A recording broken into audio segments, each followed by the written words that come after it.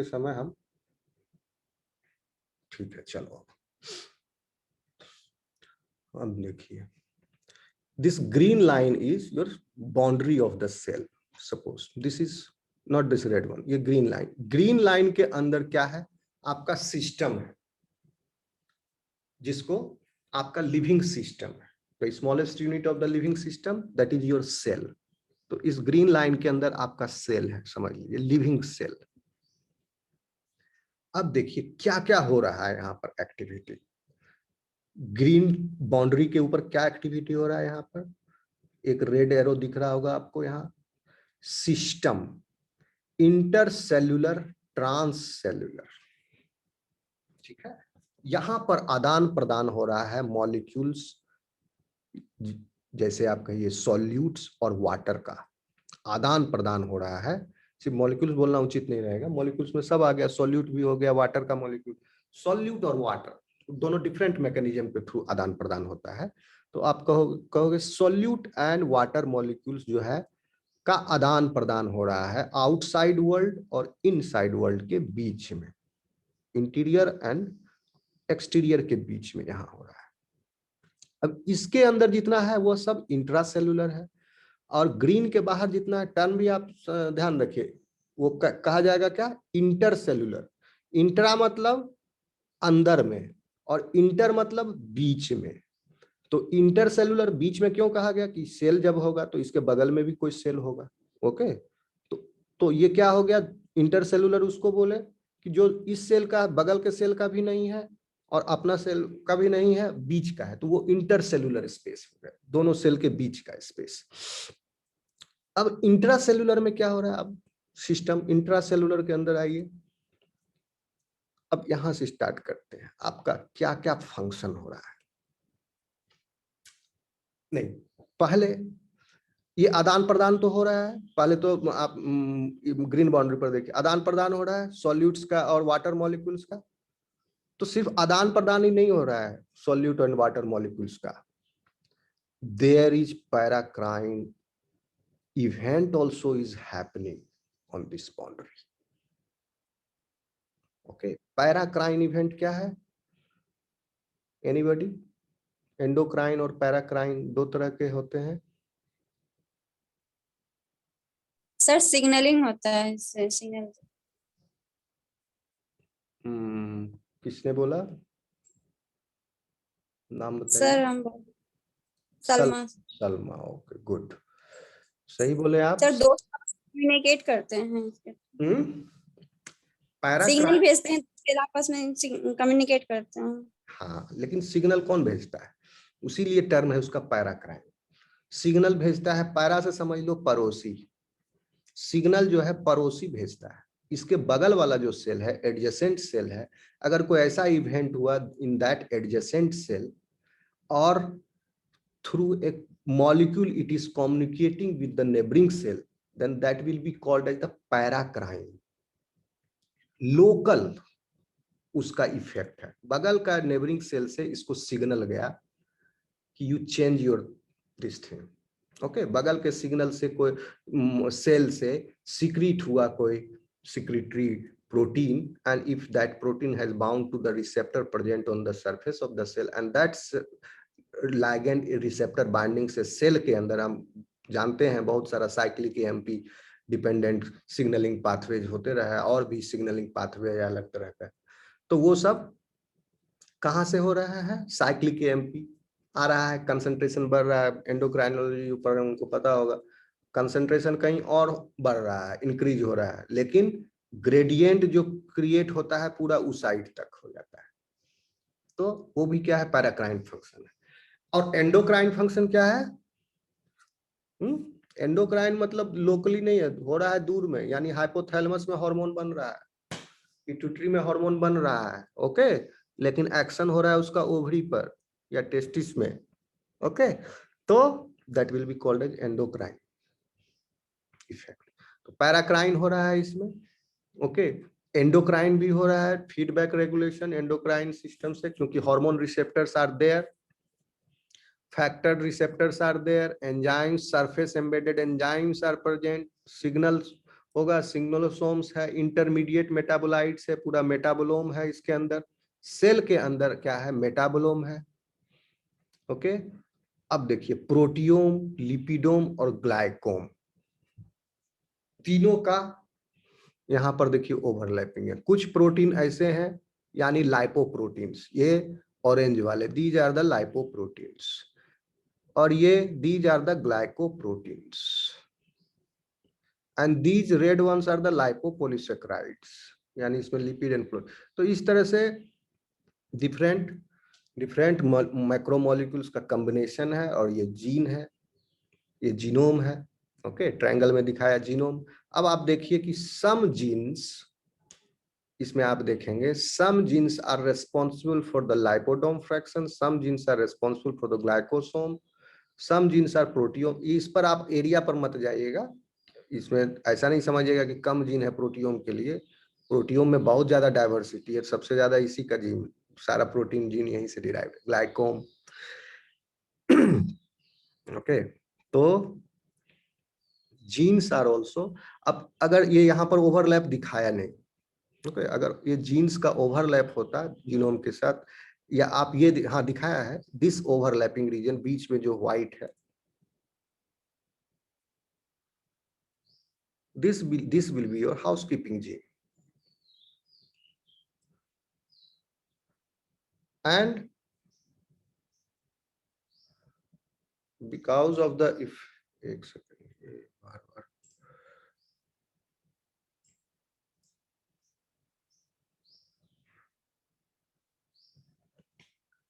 तो इस तरह से एक लिविंग सेल जो है बाहर के साथ भी कम्युनिकेट कर रहा है और अंदर भी feedback, regulation, endocrine function, paracrine function, all are acting, intracellular environment, extracellular environment, communication है, ये सब आदान प्रदान चल रहा है।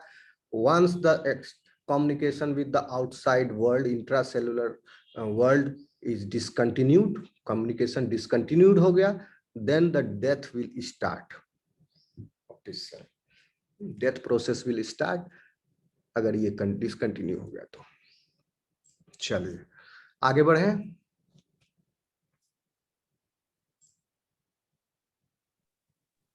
Yes, sir.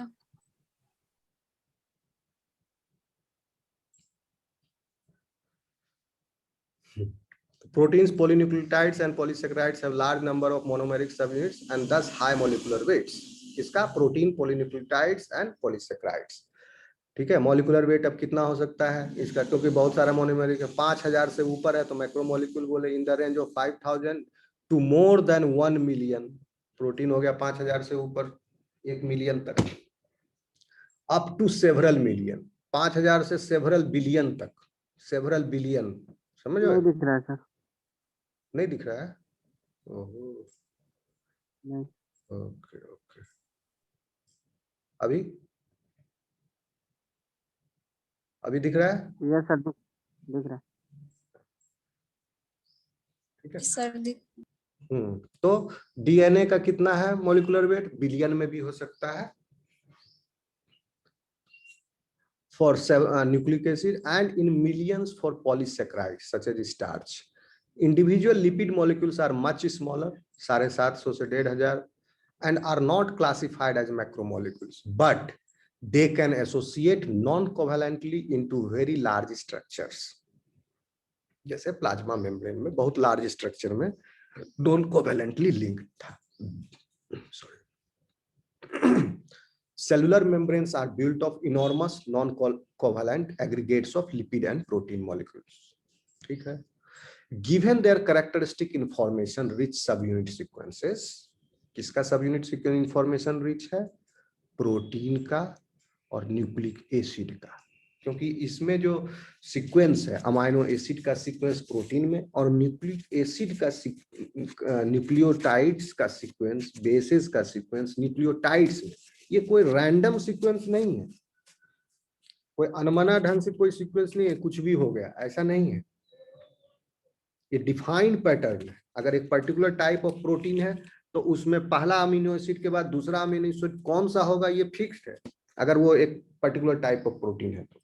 अगर चेंज हो गया अमीनो एसिड एक भी, तो that property of that protein will also change, and that protein will no longer be the same protein. So it means that there is information there in the chemical sequence of that macromolecule. So protein के अंदर भी information है, the sequence of amino acids, nucleic acid के अंदर भी information है. सो इसकी वजह से इसको हम कहते हैं informational macromolecules. But apart from this, some oligosaccharides as noted above also serve as informational molecules. Oligosaccharide ये मैक्रोमोलिक्यूल नहीं है, यानी इसमें 6, 7, 8 कार्बोहाइड्रेट रेसिड्यूज बाउंड है एक दूसरे से, या तो लीनियर स्ट्रक्चर है या ब्रांच्ड है. 8 भी है तो उसमें कुछ ब्रांच में है. तो अगर ये ब्रांच पैटर्न है, certain type of the branch pattern will serve as the template. Immunology जो पढ़ रहे हैं उनको हम बताए हैं, टेम्पलेट पैटर्न रिकॉग्निशन रिसेप्टर का टेम्पलेट है, उसको रिकॉग्नाइज कर लेता है. That is the molecular signature of the pathogen. तो पहचान लिया जाता है कि ये हमारे नेचुरल मैमेलियन सेल के ऊपर इस तरह के कार्बोहाइड्रेट रेसिड्यूज नहीं मिलते हैं, ये पैथोजन के ऊपर ही मिलते हैं. तो एक तो वो that a particular type of pattern recognition molecules हो गया जो कि पैथोजन के ऊपर होते हैं. On our cell, living cell में जो भी हमारा मैमेलियन सेल है, हमारे सेल के ऊपर, आरबीसी के ऊपर, डब्ल्यूबीसी के ऊपर, पूरा टिश्यू सेल्स जो है उस सब के ऊपर जो है, there are many informational molecules present in the form of oligosaccharides. For example, अब आप देखिए आपका एबीओ ब्लड ग्रुप जो आप सुनते हो, blood group A, blood group B, blood group O, ये सब क्या है? A particular type of antigen. जैसे ब्लड ग्रुप ए है तो A antigen, a particular protein is there. Okay, and in the individual that protein is not there, that person will be blood group O. That entire protein is absent, that protein is absent on the plasma membrane of the RBC. And this, अब जितने भी surface पर protein है, by rule आप हम thumb rule हमेशा याद रखिए, प्लाज्मा मेम्ब्रेन के सरफेस पर जो भी प्रोटीन एंकर्ड है, एक्सप्रेस्ड है, हो रहे हैं, रिसेप्टर्स हैं, these all will be glycosylated. ये सब के सब ग्लाइकोप्रोटीन्स हैं, और चूंकि ग्लाइकोप्रोटीन्स हैं तो सब का ट्रांसलेशन यानी ये प्रोटीन का सिंथेसिस जो होगा वो कहाँ होगा? एनीबॉडी? ग्लाइकोप्रोटीन्स का कहाँ होता है?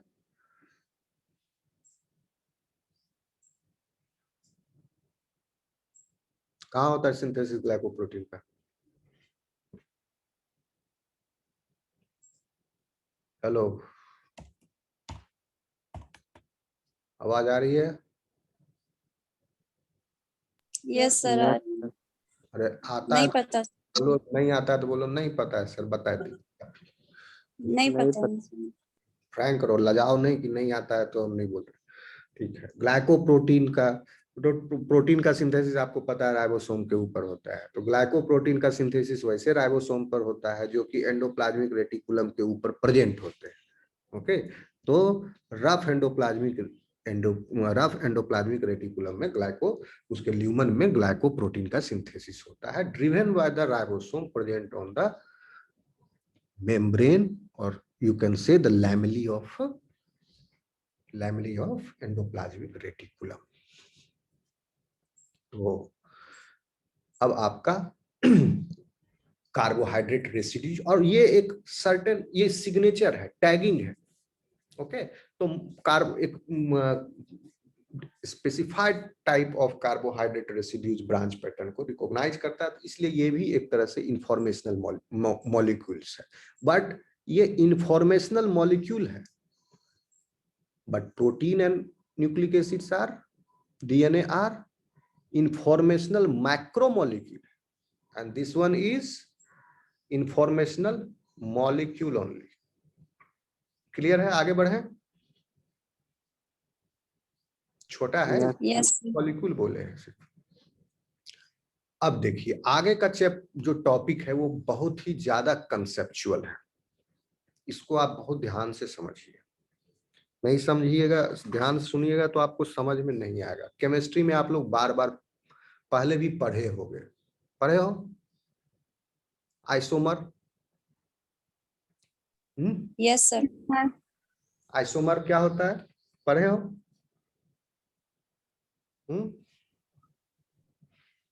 क्या होता है बताइए। What is the difference between isomer and isotope, ये बताइए पहले। या नहीं आता है तो बोलिए नहीं आता है। Atomic number, the different mass number, isotope and isomers, different mass number and same mass number, different atomic number.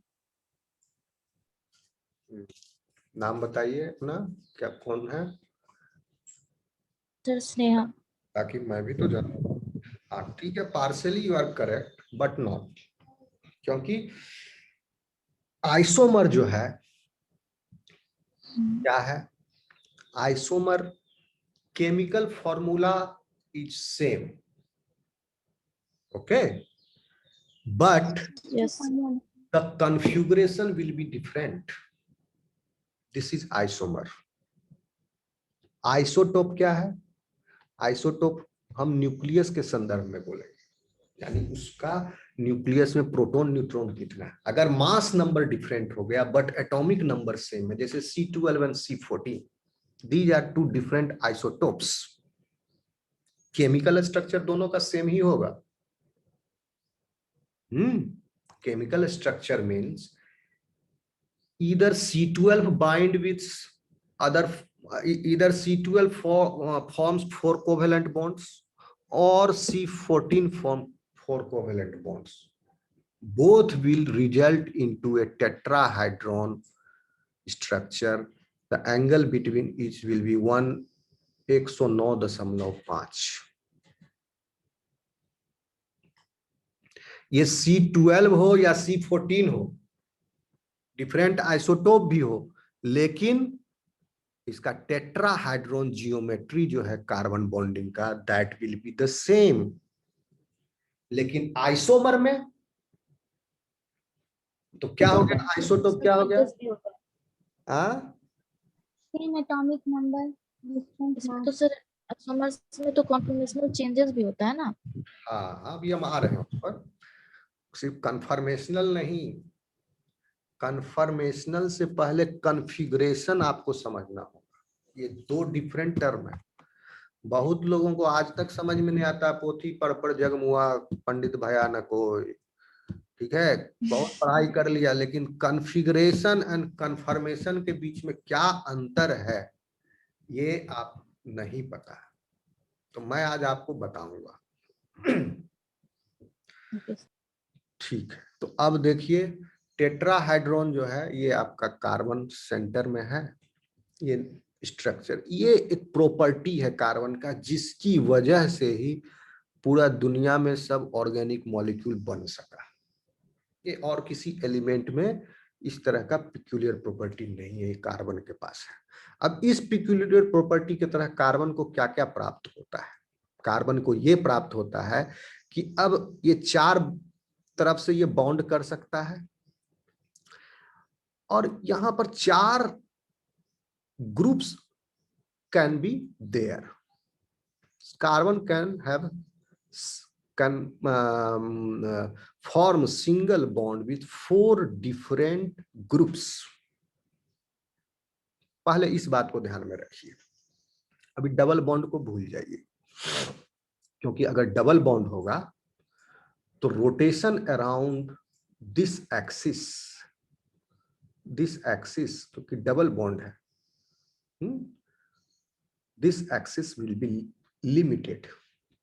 थोड़ा दूर तक ही ऐसे ऐसे हो सकता है। अगर क्लास में हम रहते तो आपको बता पाते हैं, 120 डिग्री टर्न ही पॉसिबल है। लेकिन अगर सिंगल बॉन्ड है तो इस एक्सिस पर, कार्बन कार्बन एक्सिस पर 360 डिग्री रोटेशन हो सकता है। इसको पूरा आप अमेट दीजिए, ये अमठाते जाएगा। आप इसको घुमाते जाइए, कसते जाइए, समझिए नट बोल्ट स्क्रू में हम कस रहे हैं, इसको घुमा रहे हैं, गुना इस पर चल रहा है, बंद हो रहा है, ये सटते जा रहा है। कसते जा रहे हैं, इमेजिन कीजिए, ऐसा हो नहीं रहा है, आप इमेजिन कीजिए कितना भी हम इसको घुमा रहे हैं 360 डिग्री नचा रहे हैं, लेकिन ये सिंगल बॉन्ड जो है ब्रेक नहीं होगा, ये ठीक है, ये सेम रहेगा और बॉन्ड का लेंथ भी कम नहीं होगा, ये घूमते जाएगा, इसके ऊपर ये फ्रीली रोटेट कर सकता है 360 डिग्री। लेकिन अगर डबल बॉन्ड हो गया तो there will be limited rotation, 120 degree घूमे। अब इससे ज्यादा अगर फोर्सफुली रोटेट कर दिया तो क्या होगा, टूट जाएगा बॉन्ड। तो ये तो इसका प्रॉपर्टी है कार्बन का। इसी प्रॉपर्टी की वजह से कार्बन एक्चुअली आइसोमर्स तो हर एलिमेंट का इज पॉसिबल, बट कार्बन के केस में क्या होता है, बहुत तरह के आइसोमर्स क्रिएट हो सकते हैं, यानी isomer different structure but chemical formula is same. Okay, so अब कॉन्फ़िगरेशन से मतलब यह है आपका कि फॉर एग्जाम्पल कौन सा फिगर में देखिए, ये फिगर दिख रहा है आपको, yes sir. Yes, sir.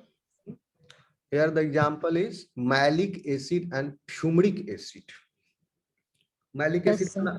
Maleate and fumarate, इस सब का नाम सुने हो कभी, बायोकेमिस्ट्री पर रहे, सब यस सर। यस हमारे मुंह पर मुंह जबानी होना चाहिए, मैलेट फ्यूमरेट ये वो सब बायोकेमिस्ट्री का टर्म और सब। मैलेट कहाँ पर, मैलेट कहाँ पर आता है आपकी बॉडी में, बताइए, आता है तो बोलो हाँ बता सकते हैं, नहीं आता तो बोलो नहीं आता है तुरंत। नहीं पता सर। नहीं पता है, क्रेब साइकिल पर है, पता है Krebs cycle, yes sir. Yes sir, पढ़े हम। क्रेब साइकिल याद है, Yes, sir. भूल गया, यस क्रेब साइकिल में था, याद करो क्रेब साइकिल, एसिटाइल कोएंजाइम क्या कर रहा था, ऑक्जेलो एसीटेट के साथ बाइंड करके साइट्रेट बनाता था, साइट्रेट से आइसोसाइट्रेट बना, Yes, sir. साइट्रेट से सक्सीनेट हुआ, सक्सीनेट से फ्यूमरेट, फ्यूमरेट से मैलेट, Accumulate बना। और yes, sir. मैलेट से फिर ऑक्जेलो एसीटेट, और ऑक्जेलो एसीटेट से फिर एसिटाइल कोएंजाइम में बाइंड करके साइट्रेट बना रहा था, है ना। तो अब आप समझ गए ये मैलेट और फ्यूमरेट कहां पर लग रहा है, क्रेब साइकिल का मेटाबोलाइट है। तो अब देखिए, और बनता कैसे, फ्यूमरेट से मैलेट बनता है, फ्यूमरेट से, ये डायरेक्शन ऐसे है, ऐसे नहीं कि मैलेट से फ्यूमरेट हुआ, फ्यूमरेट से मैलेट, अब मैलेट से ऑक्जेलो एसीटेट, फिर ऑक्जेलो एसिड से एसिटाइल कोएंजाइम। अब देखिए दोनों का स्ट्रक्चर आप देखिए, क्या डिफरेंस आपको लग रहा है दोनों में, एनी डिफरेंस? यस सर, एक ही साइड में, एडजेसेंट साइड में, और ये है ना, मतलब कि ये जो COH ग्रुप है सर, ये करिए वो एडजेसेंट साइड में, और इधर सर ये अलग हो रहा है, तो इसलिए ट्रांसफॉर्म है और ये सिस फॉर्म में है। यस। अब आप देखिए इसमें हाइड्रोजन को इग्नोर कीजिए, ये फंक्शनल ग्रुप नहीं, फंक्शनल ग्रुप क्या, COOH है ना, functional group is COOH। Now here you are seeing that functional group is on the same side of what, same side of what, of what, in reference of what, क्या कहोगे, लिखोगे तो कैसे लिखोगे से, और ये बोलोगे भी तो कैसे बोलोगे, सेम साइड बॉन्ड है ना, हाँ यस, बॉन्ड, डबल बॉन्ड का रेफरेंस है, जब भी इस और ट्रांस का जब आएगा यहाँ पर आपका आइसोमर में चर्चा, तो आप दिमाग में समझ लेना कि कहीं एगो डबल बॉन्ड है, उसी डबल बॉन्ड के रेफरेंस में इसको बोला जा रहा है सिस एंड ट्रांस।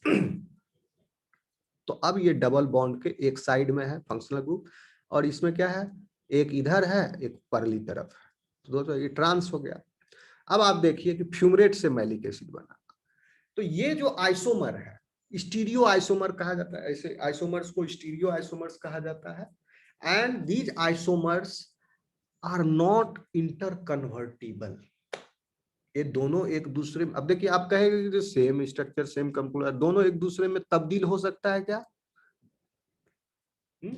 ऐसे ही छोड़ दिया जाए तो मतलब एक दूसरे में परिवर्तित हो सकता है, नहीं हो सकता अपने आप परिवर्तित, जब तक आप एनर्जी नहीं दीजिएगा, इसका आपको बॉन्ड को तोड़ना पड़ेगा, ठीक है, ये बॉन्ड को आपको ब्रेक करना पड़ेगा,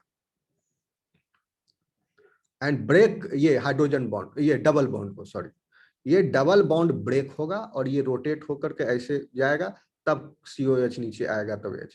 ये बॉन्ड को ब्रेक जब तक नहीं होगा तो ये सिस और ट्रांस फॉर्म में कन्वर्सन नहीं होगा। तो बॉन्ड को ब्रेक करने के लिए एनर्जी लगेगा है, और बॉन्ड को ब्रेक करने के लिए एनर्जी लग रहा है तो, और लिविंग सिस्टम के अंदर जो भी बॉन्ड ब्रेक होता है